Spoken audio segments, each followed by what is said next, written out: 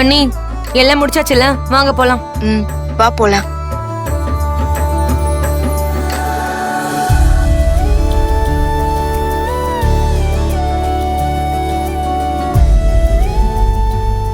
மாயா, யார்கிட்டையும் பகம பாராட்டக்கூடாது. முக்கியமா எல்லார்கிட்டையும் அன்பாதான் இருக்கணும். குடும்பத்துல எல்லார் கூடவும் அனுசரிச்சுதான் போகணும். குடும்பம் ஒற்றுமையா இருக்கணும்னு யார் நினைக்கிறாங்களோ அவங்கதான் நிறைய காயப்படுவாங்க. அதான் எல்லாரும் உன்னை காயப்படுத்துறாங்க. கடவுள் உன்ன மாதிரி நல்லவங்களுக்கு நிச்சயம் நல்ல வாழ்க்கை கொடுப்பாரு. அந்த மாதிரி தான் இப்போ உனக்கு ஒரு நல்ல வாழ்க்கை கொடுத்திருக்காரு. அதோட உன்னை கைவிடவும் மாட்டாரு, நல்லபடியா வச்சிருப்பாரு. நீ நம்பிக்கையோட உன் வாழ்க்கைய ஆரம்பி. எவ்வளோ பெரிய பிரச்சனை வந்தாலும் நம்ம குடும்பம் உன் கூட தான் இருக்கும். சரிங்க பெரியப்பா. ஒரு குடும்ப பொண்ணுக்கு முக்கியமான லட்சணமே பிரச்சனையை பெருசு பண்ணாம இருக்கிறதும் விட்டு கொடுக்கறதும் தானு என்ன பெரியவங்க சொல்லி வளர்த்தாங்க. ஆனா நீ உன்னோட வாழ்க்கையை ஆரம்பிக்கிறதுக்கு முன்னாடியே நீ நிறைய விட்டு கொடுத்து ஒரு நல்ல மருமகன்னு பேர் எடுத்துட்ட. உனக்கு நாங்க சொல்ல வேண்டியது எதுவுமே இல்ல. நீங்க ரொம்ப சந்தோஷமா இருப்பீங்க. ஆமாமா, எதுவும் காரணம் சொல்லாம 10 மாசத்துல என் நெஞ்சில முட்டி விளையாடுறதுக்கு ஒரு வாரிசை பெத்து கொடுத்துருங்க. என்ன பாருங்களேன். என்னடா சீனு, சரி சரி என்ன நின்னுகிட்டு இருக்க? பெரியவங்க கிட்ட ஆசீர்வாதம் வாங்கிக்கோங்க. போங்க போமா. அத்தை கிட்ட வாங்கிக்கங்க.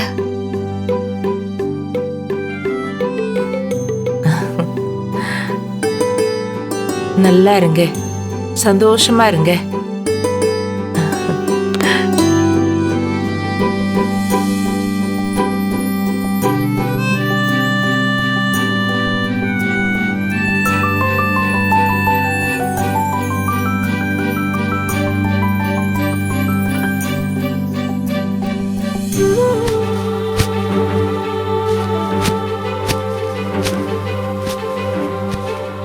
சீனு, என்னடா பண்ற? நீ தரையில படுத்துக்கிட்டா நான் நிம்மதியா தூங்கிடுவேனா? இல்ல நீதான் தூங்கிடுவியா? 2 பேரும் 2 பக்கம் படுத்துக்கிறதுக்காக தான் ஜோசியர் வந்து நேரம் குறிச்சாரா? அத்தை பரிகாரம் பண்ணாங்களா? போலீஸ் வரைக்கும் போய் மாமா அத்தைய சமாதானப்படுத்தினதெல்லாம் இதுக்காக தானா? இப்ப நீ என்ன சொல்ற? என்கிட்ட எதுவுமே கேட்காம நீயே ஒரு முடிவு எடுத்துட்டு தரையில படுக்க போறேன்னு சொல்ற? ஏய் மாயா, அப்போ உனக்கு இதெல்லாம் சம்மதம் தானா?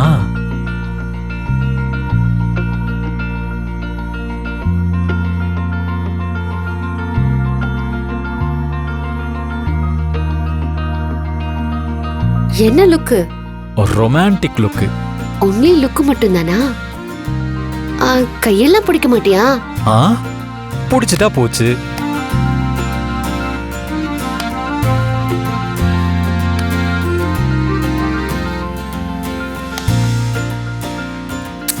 கையவே ரொம்ப நேரம் பிடிச்சுக்கிட்டு இருக்க, கட்டியெல்லாம் பிடிக்க மாட்டியா?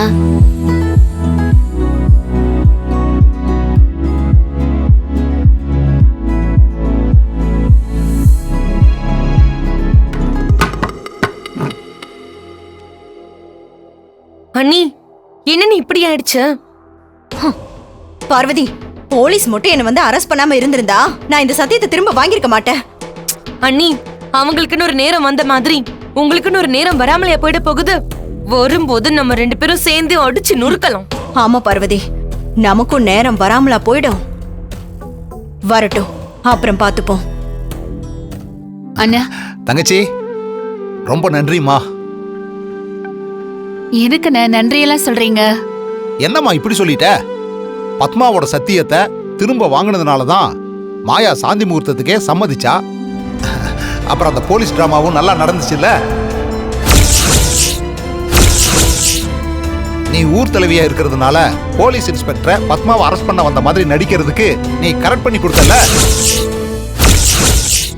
சீ, நல்லா ஏமாந்துட்டனே.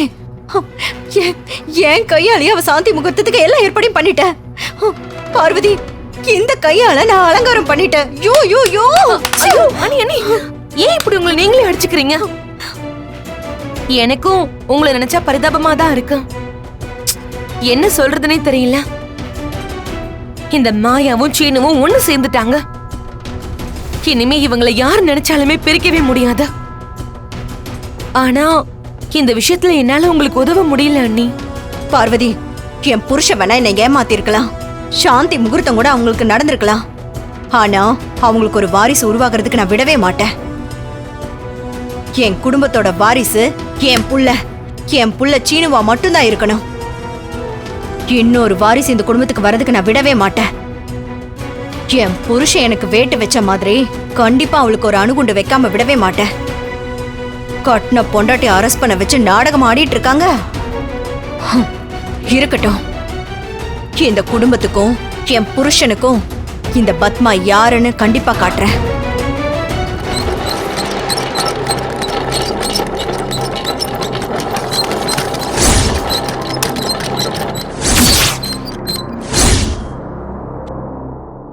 மேடம், ரெடி பண்ணிட்டேன் மேடம். ரெடி ஆயிடுச்சு, வாங்க. வாங்க.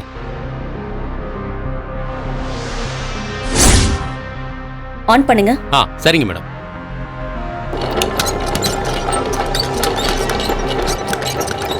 சார், கையை வச்சு செக் பண்ணி பாருங்க சார். இல்ல பாஸ், நீ தொட்டு பாடுற. என்னது, நானா? டேய், அதான் நாங்க இருக்கோம்ல, பயப்படாம தைரியமா தொட்டு பாடுற. என்ன மேடம் இதெல்லாம்? வாசு, நீ தொடு, நான் பாத்துக்கிறேன். நாங்க தான் இருக்கோம்ல.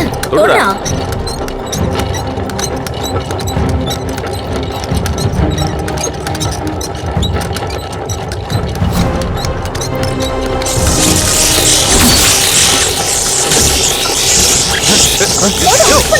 சரிங்க சார், சீக்கிரம் ஆஃப் பண்ணியா.